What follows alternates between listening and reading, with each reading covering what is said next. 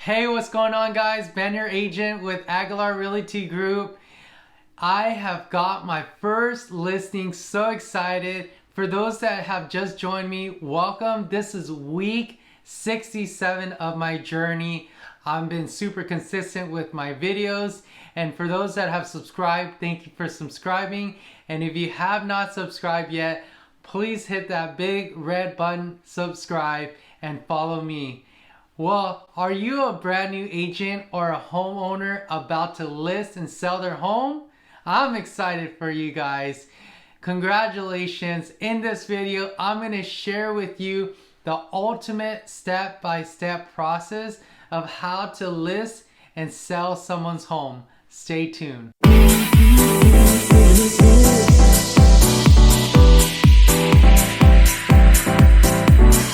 Everyone, Ben your agent again with benyouragent.com, Aguilar Realty Group, brokered by eXp Realty.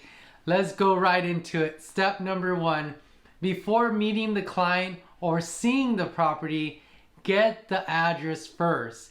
What that's going to allow is it's going to allow you to prepare ahead of time. It's going to give you some time to do some due diligence. Look through all the properties that you get and get some comparables of the property, even though you can't identify the exact price of the property yet because you haven't seen the current conditions or you haven't learned the ins and out of the specific home. But you can do 90% of the work, right, guys? You are able to run the comps on the MLS, in other words, the comparable on the multiple listing service. You're able to see the sales history of the area and look for something that is pretty similar to the house that you're selling. Also, you can pull title. That's going to give you the names that are on the title and give you an idea of what's associated on title. Is there anything funky with the property? Are there any liens on there? Are there restricted covenants? Anything about the properties you should know at face value by looking at it or just walking through it, right? Step number two, guys, meet and greet. Now this process is a lengthy process, okay? Make sure if you need to pause this video to take notes, do that. So you don't want to meet your clients at a coffee shop. That's a no-no. You want to make sure that you meet them at their house. You want to get them to give you a tour. I've been to many listing presentation with my mentor, and I think this is such a good one because he always makes sure his clients give him a tour and have them lead it so they take that responsibility because they have lived there for a certain amount of years and you're just walking in there for the first few minutes and they know everything, right, guys? They know certain things about the property than you. So they're gonna show you, let them show you from top to bottom, give you all the details, all the everything. If there's something wrong with it or good with it, you wanna know and they can tell you. So that's why you want them to lead. And also, what the next step is, sit at the dinner table, guys. So here is where you go over your listing presentation. The listing presentation should consist of you telling them about you, your brokerage, statistics, those comps that you pulled up, what makes you different, special, and why you're the good fit for the job, right? You are the best fit for the job. Believe it in you. Then you're going to go over the comparables. This is the evaluation. You got to think quickly on your feet. They're going to come up with some questions, so you got to think quickly on your feet. And then you come up with a list price that you all agree together.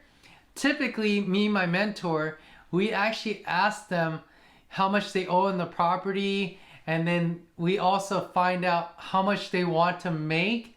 So we bring a net sheet to show them, hey, if we listed at this price, and this price, typically 3, this is what you're gonna get after you owe how much money and how much you're gonna spend on commission, title, escrow, all that stuff. So I would show this part on this time right here. And then you're gonna definitely don't want to say things that are out of reality. You don't want to overpromise and underdeliver, right, guys? You don't want to say you can sell their house at this much money and not know. You just want to present them facts and numbers. And then make sure throughout this whole process, you're working together with your client, or clients watching this, you're working together with your agent. Step number 3, sign the right documents for standard listing. So for a standard listing, this is for California, FYI, you would need these forms. And I'm gonna say it slow so you guys can understand. So first thing is the exclusive seller relationship agreement. That's just saying, Mr. and Mrs. Seller, you're exclusively working with me, not any other real estate agent. Or real estate agent, you're working with this client, you have fiduciary duty to this client and high responsibility to take care of this client. Other one, it's also called the RLA, which is the residential listing agreement, okay? 81, that's the seller brokerage to seller agreement. PRBS, possible representation of more than one buyer and seller. So in California, you can actually represent, as an agent, you can represent the buyer side and the seller side. But you have to have this form to make sure that your client understands that. You also have UFA, which is the wire fraud advisory. That's both on the seller and the buyer side. Got to make sure nowadays when you wire escrow, this is the disclosure for that. SA, which is part of the RLA, which stands for Seller's Advisory. CCPA, which is California Consumer Privacy Act Advisory. Make sure that everything you give to the agent is in privacy. It is not out in the public. MCA, which is the Market Condition Advisory. And then DIA, Disclosure Info Advisory. And then KLA, Key Safe Lockbox Addendum, to let the client know that we're going to put a lockbox on their property. And the last one, seller's purchase of replacement property. This is more common nowadays. For example, my listing, seller needs to sell their property before they can buy another one. So this is a addendum, or a disclosure to the buyer to let them know, hey, my client needs to sell their property. They need to purchase another property before they can sell theirs. All right. And we're going to go to step number 4. Schedule everything you need to do to list the house. You're going to schedule a professional real estate photographer, not your iPhone, guys. As much as the iPhone is super good, you have to show them that everything you do is a professional thing. And you got to get a professional real estate photographer. Also, to step up, if the photographer is a videographer, can do some drone footage. Make sure they have a drone license as well. Next, you're going to schedule a staging consultation. Then you're going to schedule a professional measurement. Measuring everything, seeing where everything's at. This is such an important step, professional measurement. And then you're going to schedule sign installment. You're going to get your sign on. That's exciting for me too. I can't wait. And then install your lockbox, right? And then you're going to create any marketing content. Guys, it doesn't stop at just posting on the MLS. You're gonna take some videos, some more pictures, and post it on your Facebook, Instagram, any social media. And if you want, you can even do Facebook ad posts. Like something we have is called Property Boost through our CRM. Do some boosting, ad boosting, things like that. You want to get it everywhere, right, guys? Do some shorts, do some Instagram reels, things like that. And then number 6, the best part, you get to go live. Yes! Finally, after you get everything you need, you get to show off everything, all your amazing photos and videos. This is the great part. And step number 7, this is your job. Marketing everything. Like I said, you want to share the link everywhere, all social media accounts. If you can get if it's a single property website, you might want to get that link and post it everywhere. Happens over and over and over until you sell the property. It doesn't stop just from the beginning of the MLS, right, guys? So make sure you keep doing it over and over and over until you sell the property. Step number 8. This is the part where you're gonna get your showings accepted. You're gonna accept some showings. Once it goes live on the MLS, people and realtors can start schedule showings. Advice, request, feedback from showings, guys. I've been a big, first when I first started, I was a buyer's agent and I always love to give feedback no matter what. Well, this is important as a seller's agent as well. Now you'll understand as a buyer's agent how important to give feedback.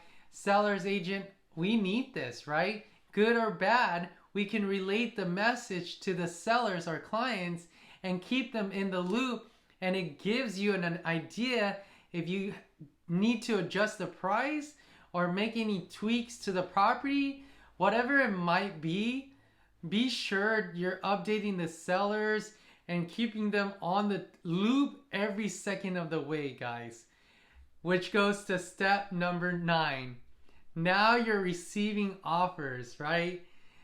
In the offer that you're going to receive as a seller's agent from the buyer's agent, it's going to be, of course, the details of your property, initial offer price, proposal possession date, deposit amount and due date, conditions for the buyers like financing and property inspection. That's all part of it in the residential purchase agreement, along with the sale of their property, maybe even the review of condo documents and the terms, and lastly, the date and time the offer is open to. Now, typically, guys, standard is 24 hours. All right, guys. Thank you for staying all the way to this part. We're almost done. This is some juicy stuff. Step number 10. Now it's time to negotiate once you get the offer you like. You're going to work back and forth with your sellers toward an agreement. You're also going to negotiate possession date, condition, and the final sell price. Sometimes you gotta give out seller multiple counter offer or even just one counter offer. It really depends on the scenario. And you got to be creative. This is your time, agents, to shine. Now, step number 11. Now, this is the condition period, right? You're gonna be in this condition period. You're going to do property inspection. You're going to any talking points to get a better deal. Book an appraisal. Condo docs if needed, right? And next, step number 12. Waiver of conditions. Now, if the conditions are met and everything is fine from the buyer side, and you guys as the sellers, now you're going to waive the conditions. Now, typically here, if the buyer waived their conditions, then the property can go firm, and or there might be a possibility that it's not, something's up with the buyer, they want to present it and they might not waive it yet. So there are those two things that happen in step number 12. And then let's say if they waive it, hallelujah, they waived it. Step number 13. Now the legal aspects come about, right? Deals is firm, as we said, the offer is now firm, but now lawyers get involved. Title is transferred and the legal work begins. If something goes wrong in this legal aspect area right here, then you will send you, then the buyers and the buyer agent will send you a non-waiver, and unfortunately, darn it, the deal is dead. But let's just flow through with it. Let's say they did everything good, the waiver is done, the transfer is good, the legal work is good, the loan is done, it's approved, underwriter approved, everything is fine. Now, step number 14 is the walkthrough. In this step, if the buyer has pre-possession walkthrough, make sure, seller's agent, make sure the property is in the amazing shape it can possibly be. If your client did not keep the home tidy and then the buyer goes back into the property, and let's just say while your client's moving out and they bang the wall and some hole, something happened, then the buyer can actually go to the lawyer and negotiate that. So this is where the buyer takes possession, and what you're going to do as a seller is you're going to receive a call. This is step 15, guys, possession. This is when the buyer takes possession. What you're going to do as a seller is you're going to receive a call on the possession date from the lawyer saying the keys are released and now it's in the buyer's name so that they can take possession.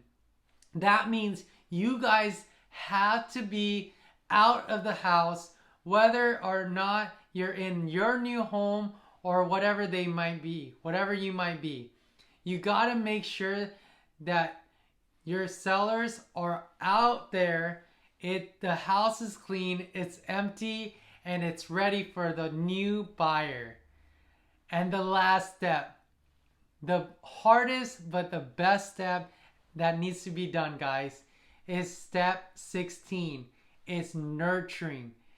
Guys, once you close the deal, the transaction with your clients, make sure your future sellers, your sellers don't drop any communication with them. Stay in communication with them. Find out what they need next. Maybe in the future, maybe they need some other resources from you. Keep in touch with them. Make sure they're top of mind always. They have a saying that one client over a lifetime can result to 7 referrals. So keep helping them. Call them once a month or every few months to make sure that you're servicing them. And those are the 16 steps to literally help your sellers sell their home. It's a step-by-step process how to list and sell someone's home. If this video was informative, please comment below, click the share button, and tag a friend on the bottom of the comments. Thank you so much for staying tuned. Yah bless you, and see you on the next video. Take care.